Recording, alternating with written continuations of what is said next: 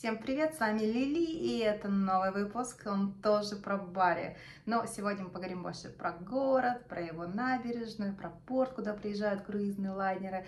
Я покажу несколько видеофрагментов, такие фотозарисовки также будут у нас здесь присутствовать.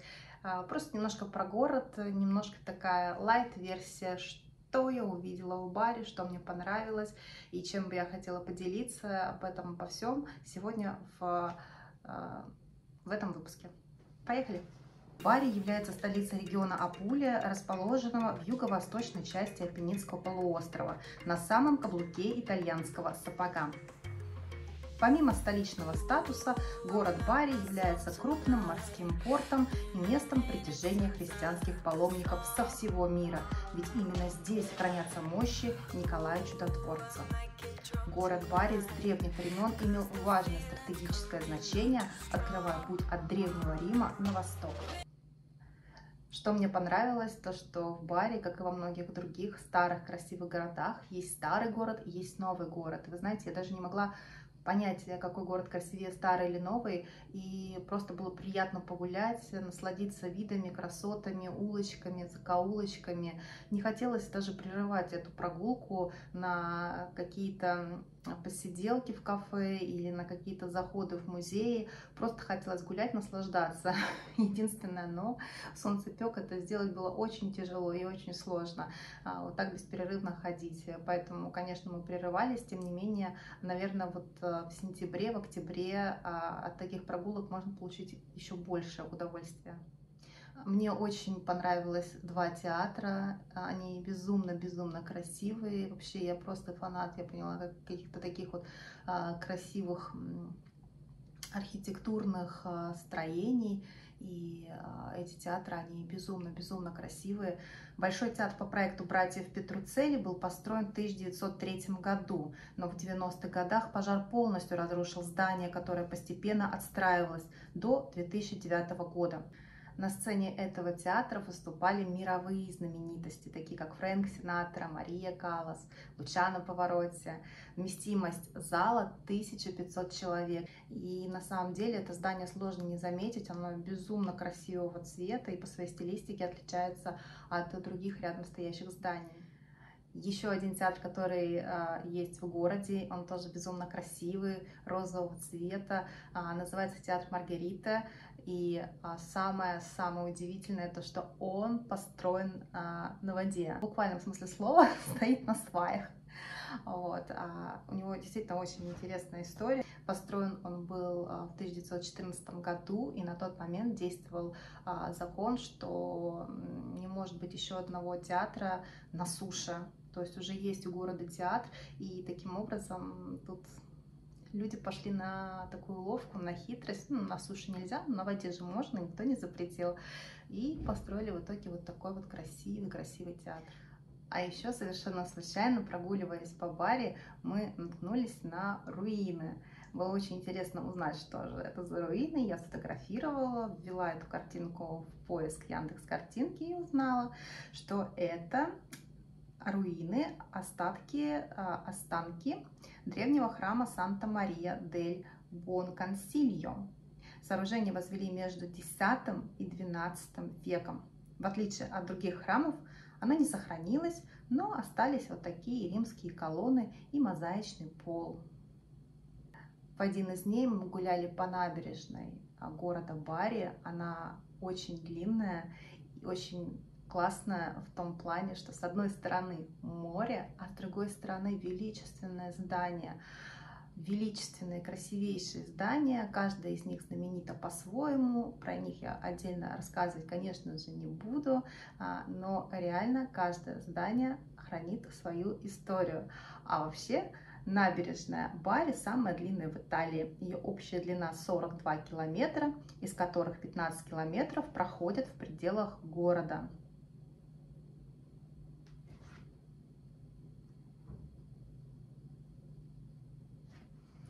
Ну и, конечно, порт Бари, как же без порта Бари, куда заходят многие круизные лайнеры.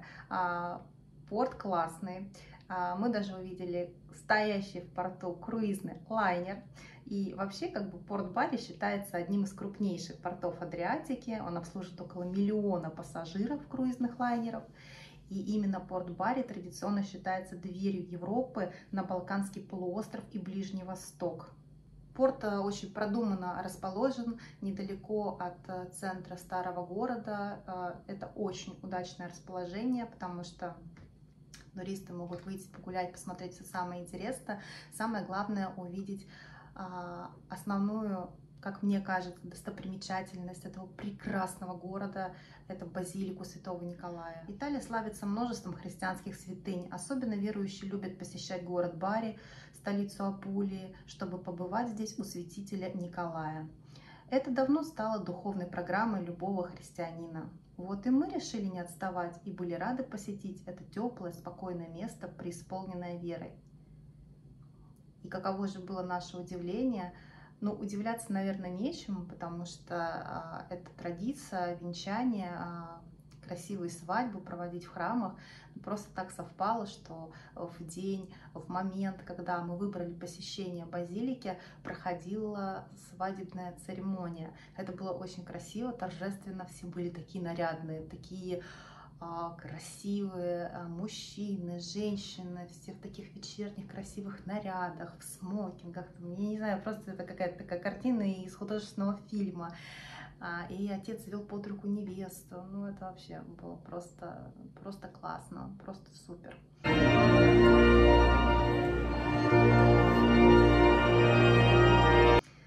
Так что воспоминаний очень много от города Бари, и я на каждом шагу ловила какое-то вдохновение. Ну и, наверное, пару слов я бы еще хотела сказать о пляже.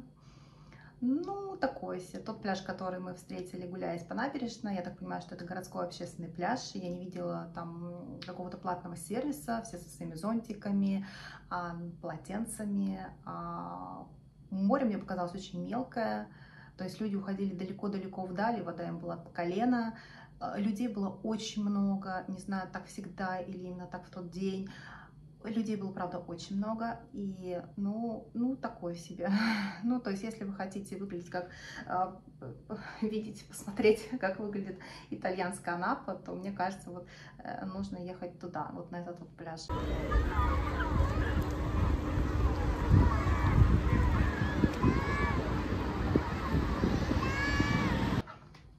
А еще мне очень понравился шопинг. Шопинг был классный, в том плане, что все бренды, все магазины, я даже не знала, что Бари можно назвать таким шопинг-городом. Действительно, там помимо премиальных и люксовых брендов, всемирно известных, есть также любимые нами бренды, такие как H&M, да, там магазины разные, Zara, и они довольно-таки хорошие, то есть они нормальные.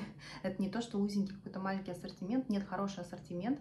И я в H&M нашопилась по полной, я настолько соскучилась по этой сети, потому что из России они ушли, и в Армении, к сожалению, нет. Поэтому я там прям оторвалась на славу, тем более, что мы попали в разгар летних распродаж, и все, что мне нужно было для пляжа: купальники, полотенца, панамки, шляпки, вот эта вот вся история, сарафаны, топики, все это я купила в H&M.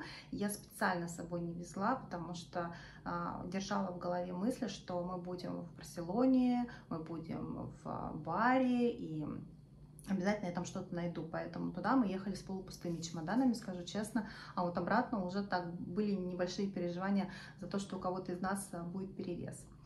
Главная шопинг-улица Бари, здесь есть все премиальные бренды, мне кажется. Сисли, Луи Виттон.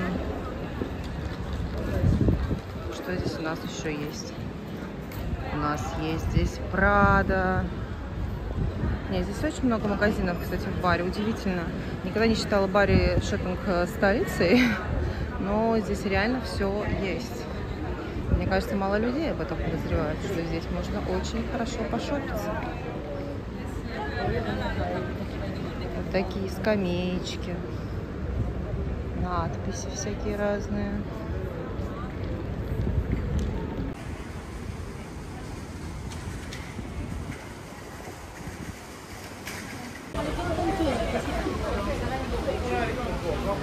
Тебе жарко? Да, очень.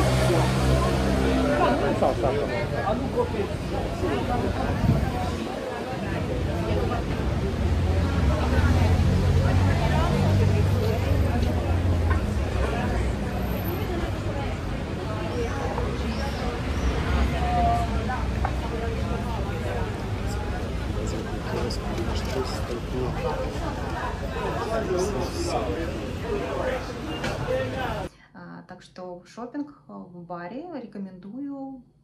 Очень-очень там можно хорошо пошопиться. А еще я обратила внимание, что многие девушки молодые предпочитают ходить в таких сапогах типа казаков. Это было так удивительно интересно. Они хорошо, очень классно выглядят, смотрятся модно, но была жара почти 40 градусов, и они все равно ходили в казаках. И это прям какая-то тенденция, это мода. То есть группы девушек или там просто там одна девушка. Я прям видела это везде. Я видела это на каждом шагу, эти казаки. Я видела их в витринах магазинов. Я видела их просто везде. Это мода этого года или так было всегда? То есть это какой-то стиль юга Италии интересное, или это просто какая-то тенденция нововведения этого сезона? Но реально они все ходят в казаках, это так прикольно, это очень интересно, это очень здорово. Что еще интересно, что на этой шопинг-улице есть очень много барчиков, кафе, различных заведений. И это здорово, потому что муж, допустим, может присесть в кафе, взять чашечку кофе и попросить вина каза, да, там, каза вино, чтобы ему там налили то, что наливается, то, что считается, условно говоря, домашним, не то, что сегодня на розливе в этом баре. Холодненькое, да, что-то со льдом, посидеть, подождать. В общем, прикольно, мне очень понравилось. Еще мне была интересная система. Всегда, когда тебе приносят, ну, допустим, вы заказали 2 бокала вина и приносят не сразу счет, что расплатитесь. Хотя такое тоже было. Тоже такое было. На вокзале, когда мы уезжали из Бари в Барлетту, нам принесли сэндвичи, кофе, там воду и сразу попросили рассчитаться. Прям сразу же. Уже подошли с этой машинкой. Я так немножко офигела. Не знаю, может там принято есть, бросать все, убегать, не расплачиваться. Я не знаю, что это за прикол. Но, конечно, это какие-то случаи исключительные. А вот что касается общего порядка, то вот чаще всего нам давали такой как бы чек, на котором был написан номер столика и там, что мы заказываем, и потом просто там Андрей шел внутрь заведения расплачиваться там с этим талончиком, так скажем, ну и ему все там считали, пробивали, насколько он поел. Еще одна особенность, на которую я не обращала раньше внимания, не знаю почему, но как-то так это все было, ну, как типа сервис и сервис. Но сейчас почему-то стала обращать на это внимание, что везде есть коперто. То есть это стоимость, условно говоря, твоего желания посидеть за столиком, а не постоять на ногах. Если ты кофе пьешь у стойки, это одна цена. Если ты уже присел за стол, то это будет обязательно плюс еще надбавка, как бы коперто называется, везде оно разное. То есть где-то 1 евро, где-то 2 евро, где-то может быть даже 4 евро. И, конечно же, когда вас двое и у вас один семейный бюджет, то это, ну, по 2 евро, это как бы 4 евро просто так, коперто. Из множества мест, которые мы успели посетить для того, чтобы что-то попить и что-то выпить, я бы хотела отметить одно очень хорошее место, Стюарт Паб. Он находится рядом с отделением Раи. И я хотела бы отметить, что пиво там просто превосходное. Я очень сама люблю пиво, такой очень большой любитель разливного, хорошего разливного. Очень люблю английские, ирландские пабы. И вот этот паб, он действительно достойный, хороший и очень-очень классный. И еще я к нему, к пиву взяла английский завтрак, хотя время было уже не завтрак, это было около 4 часов дня. И мы понимали, что в это время мы навряд ли сейчас где-то найдем покушать. И решили просто присесть в этот паб. Ну, думаю, была не была, вдруг. Там было очень хорошо, было зачетно. И в это время можно там, в принципе, очень вкусно поесть и выпить такого добротного, хорошего пива. Меню хорошее, большое. Выбор по еде тоже большой, хороший, поэтому всем рекомендую, советую. Если моя рекомендация была полезна, я буду очень рада подобное. Ну что ж, дорогие, наверное, на сегодня все. Я поделилась своими впечатлениями о прекрасном городе Бари, и я всем советую его посетить. Туда нужно ехать, конечно, не на 2 дня, не на 3 дня, а вот прям по-хорошему недельки на 2 так точно, потому что посмотреть там очень много есть чего, и это того стоит, заслуживает.